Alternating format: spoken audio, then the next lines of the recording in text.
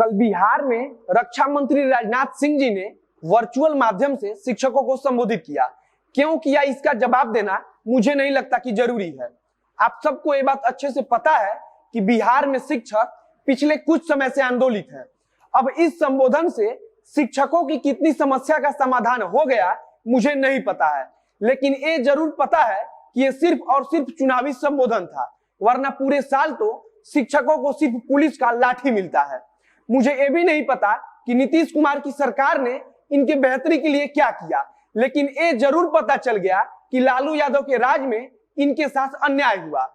रक्षा मंत्री का संबोधन लालू यादव के समय की बातों से शुरू होकर लालू यादव के राज्य में हुए अन्यायों पर खत्म हो गया।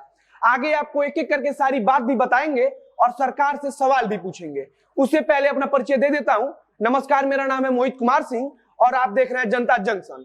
रक्षा मंत्री जब शिक्षकों को संबोधित कर रहे थे तब शायद बिहार के किसी कोने में अपने घर के अंदर बैठा शिक्षक सोच रहा होगा कि पीठ पर गिरी लाठी को कैसे भूल जाऊं।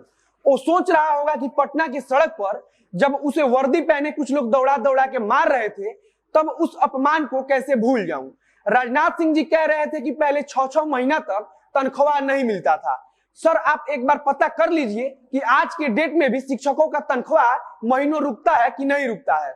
सर, आप जब ये बात शिक्षकों को बोल रहे होंगे कि पहले तनख्वाह रुकता था, तब ना जाने कितने शिक्षक ठगा हुआ महसूस कर रहे होंगे, खुद के लिए भी और आपके लिए भी। आपके लिए शायद उनके मन में ज्यादा संवेदना होगी, क्योंकि जिस बिहार में आपकी पार्टी की सरकार है उसी सरकार ने खुद आपको नहीं बताया कि आज भी हम शिक्षकों का तनख्वाह महीनों महीनों रोकते हैं। सर, अब हम आपको आखिरी बार कब शिक्षकों के ऊपर बिहार की राजधानी पटना में पुलिस की लाठी गिराई गई उसे बता देते हैं। लाठी क्यों गिराई गई ये बात तो आप समझ ही रहे होंगे। शिक्षक आंदोलन कर रहे थे, उसीलिए इन्हें पीट दिया गया।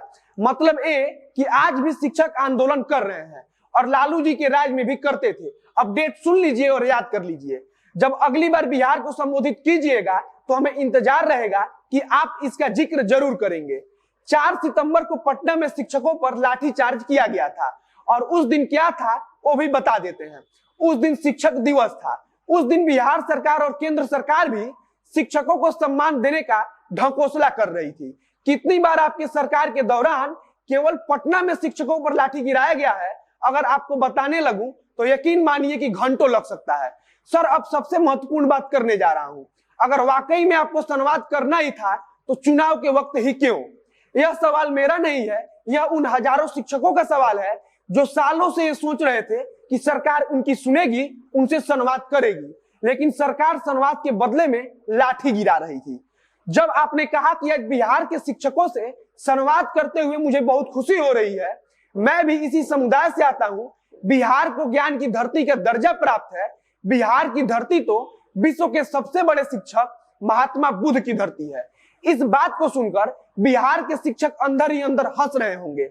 वे सोच रहे होंगे कि चुनाव के समय ही आखिर बिहार इतना समृद्ध क्यों हो जाता है। चुनाव के पहले या चुनाव के बाद में ये समृद्धि पता ना कहां चली जाती है, क्योंकि चुनाव बाद तो आपके छोटे मोदी जी यही सुनाते रहते हैं कि हमारे पास संसाधन की कमी है। अब सर, ये भी बता दीजिएगा कि कब तक 15 साल पुरानी सरकार के नाम पर अपना दुकान चलाइएगा।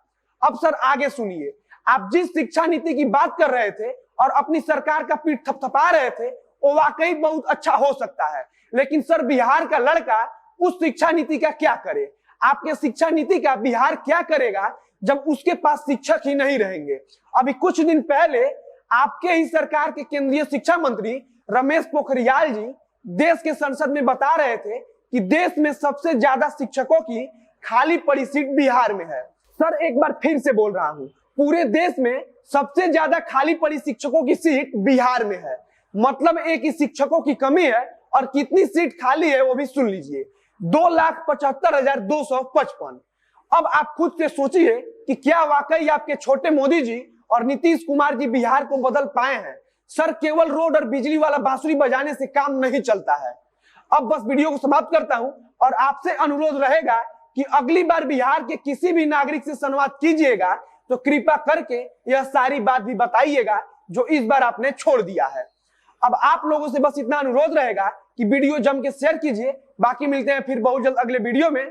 फेसबुक पर देख रहे हैं तो पेज को लाइक कीजिए, यूट्यूब पर देख रहे हैं तो चैनल को सब्सक्राइब कीजिए। कैमरे के पीछे खड़े हैं वरुण झा और मैं मोहित कुमार सिंह। धन्यवाद।